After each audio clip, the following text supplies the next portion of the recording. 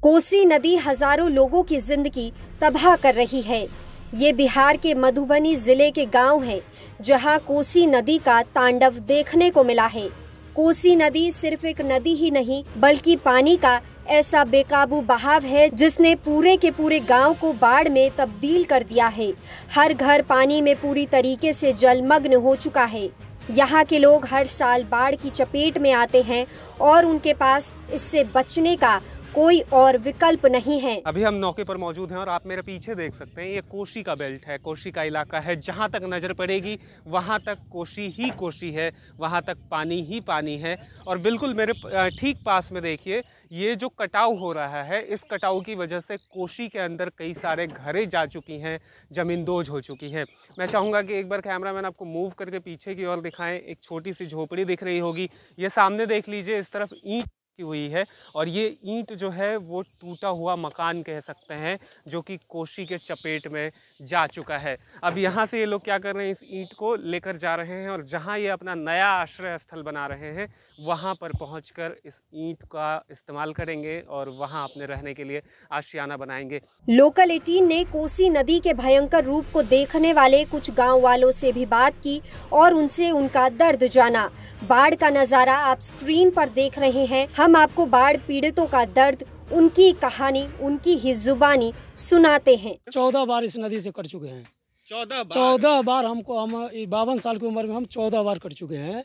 और हर 4-5 साल पर हम लोग का घर कट जाती है। हॉस्पिटल नहीं है, विद्यालय है, अभी दूर में विद्यालय है। यहाँ से जाने में अभी उसको जाने का कोनो रास्ता नहीं है। हर साल इसी तरह से होता है। हम लोगों की नदी के कटाव से बहुत परेशानी हो रहा है, इसीलिए कि हम लोग बेघर हो जाते हैं। अभी जो वर्तमान में मौजूदा आप लोग जो आए हैं, हम लोगों का घर कट गया। हम लोग अभी वर्तमान में आप देख रहे हैं कि हम लोग घर बना रहे हैं, ऊंचा स्थान पर आए हैं। ये भी इस जगह जो है सो बालू मिट्टी है, फिर इस पर पानी आ जाता है, फिर इस जगह कट जाएंगे तो फिर हम लोग कहाँ जाएंगे। हर साल यहाँ बाढ़ आती है जी। बाढ़ के कारण जो हम लोग जो है इस पंचायत मधुबनी मधेपुर प्रखंड है ये, और गढ़गो पंचायत है, यहाँ का अक्सर बेक्सर जो है घर जो बाढ़ के चपेट में आ जाती है। और इससे पहले हम लोग का घर जो है नदी से कटा हुआ था, जिस पे सरकार जो है कुछ राहत भी दी थी। और इस मर्तबा जो कटा हुआ है वो अभी तक सरकार की तरफ से कोई राहत नहीं आई है। ये पहली बार नहीं है, ऐसा हर साल होता है। कोसी नदी की लहरें हर साल घरों को अपने साथ ले जाती है। इस साल भी गांव वालों ने अपने घर को छोड़ा। अब किसी नई और सुरक्षित जगह पर जाने के लिए वहां घर बनाने के अलावा इनके पास और कोई दूसरा विकल्प नहीं है। कितनी बार लोगों का आशियाना ऐसे ही पानी का प्रकोप झेलता रहेगा।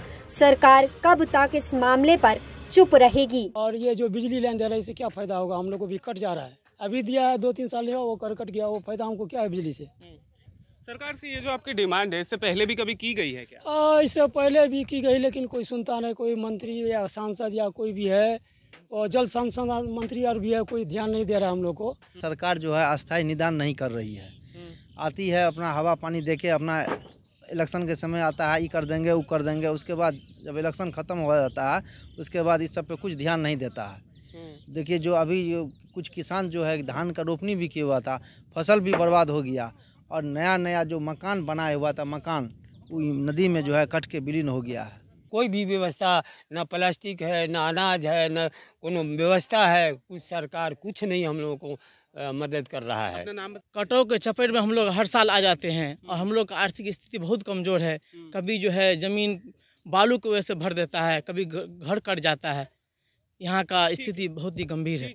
बुजुर्गों की आंखों में चिंता है। जवान अपनी जिंदगी की लड़ाई लड़ रहा है और बच्चे भूख और परेशानियों से परेशान हैं। महिलाएं अपने घर परिवार को खाना नहीं खिला पा रही। गांव वाले सरकार से क्या चाहते हैं, आपको ये भी सुनाते हैं। चाहे इसको मधुबनी जिला में जो है हम लोग को कहीं पुनर्वास का व्यवस्था कर दे, अस्थाई पुनर्वास का व्यवस्था कर देगा, तो हम लोग को इस तरह से ईंट मकान को नदी में नहीं कटेगा।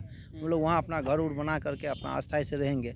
यहाँ से हमारे पूर्वज को सुपौल जिला में पुनर्वास मिला है, लेकिन वहाँ जो है दूसरा जिला होने के कारण वहाँ का लोग जो है कब्जा किए हुआ है, हम लोग को वहाँ नहीं देता है बसने के लिए। आपके माध्यम से हम अपने प्रधानमंत्री को भी कह रहे हैं कि हम लोग का कोई जो है अस्थायी रूप से व्यवस्था कर दिया जाए। हमसे पहले कोई आया आपके पास? आपसे पहले अभी कोई नहीं आया है। और सरकार हम लोग को अगर ये दोनों कोसी तटबंध के बाहर हम लोग को अगर कोई जगह मिल जाए तो हम लोग वहाँ जीवन व्यतीत करेंगे। कि हम लोगों को एक अच्छी जगह ऊंचा स्थान कर दिया जाए, जो हम लोग उस जगह स्थिर होकर के हम लोग चैन से रहेंगे। कम से कम तो 75-76 परिवार है जो सारा ये नदी में कट गया है। जब हम लोग वहाँ से आकर के यहाँ पर बना रहे हैं घर।